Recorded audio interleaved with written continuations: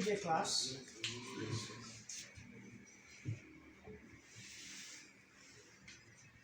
Today, we'll be talking about very important concept in database design. We are dealing with relational databases, and we are saying that the tables in a database, in a relational database, they are related. And how are these tables related? The tables are related on the concept of primary keys.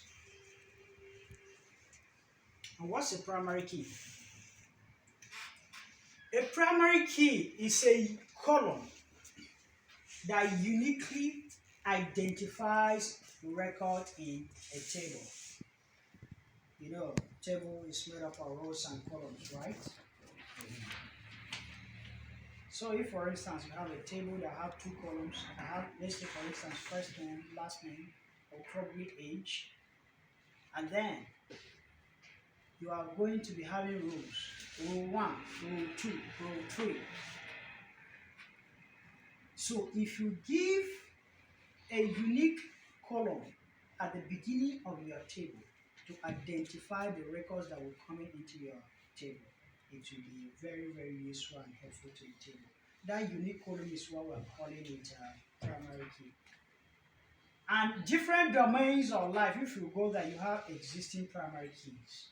For instance, like matriculation number in the university, account numbers in the banking system, you have phone numbers in telecommunication system.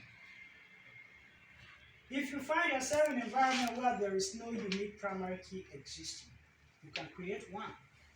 And there are many ways of creating a primary key.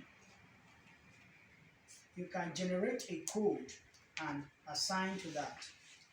You can do random number generation and assign to that.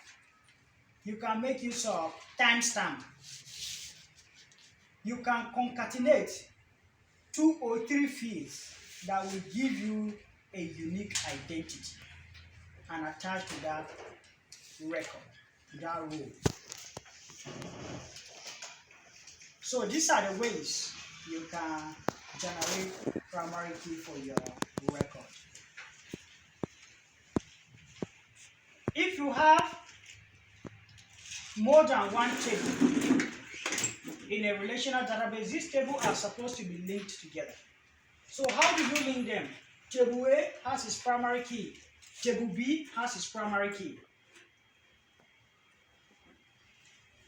The primary key of table A will be a column in table B, but not the primary key in table B. So this column that is primary key in table A that is used in table B is called foreign key. It's called foreign key.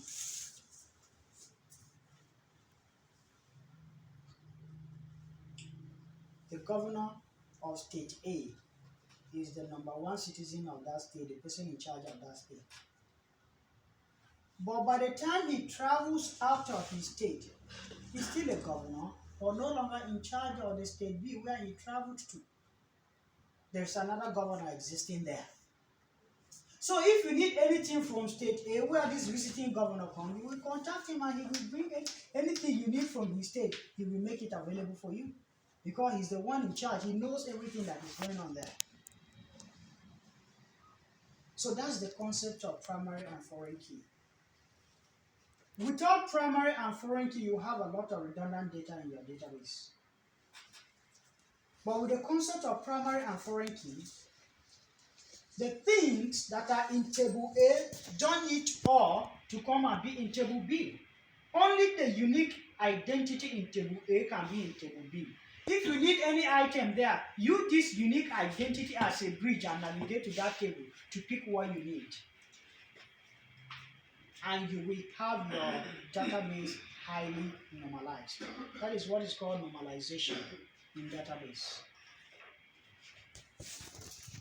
So the concept of primary key is very, very, very important in database design. So as you be going about designing your databases or working with data, you will be using primary keys, primary and foreign keys. And if you find yourself where there is none, you will create one. Any question? Everything is well understood, right? Yeah, what's your question? Okay, so you mentioned redundant data. Yeah. What exactly is redundant data? Redundant is something that is kept without being used. It's just kept there. It's there, you are not using it, but it's there. Take for instance now, as I was trying to explain, table A, for instance, classes. You have class code, you have description, you have status, you have the session or the term in which this class is being run. That is like how many columns? 5 columns for that table. Now you come to table B called subjects. You now have subject code. You have description of that subject, which class this subject is for. You have a class. If you don't have a class code in this table, or if the concept of primary key is not used, you will still need to come and put class description in this subject table. You will still need to come and put which term this subject is being run for that class. You will still need to come and put the status of the class that is running that subject in this subject table.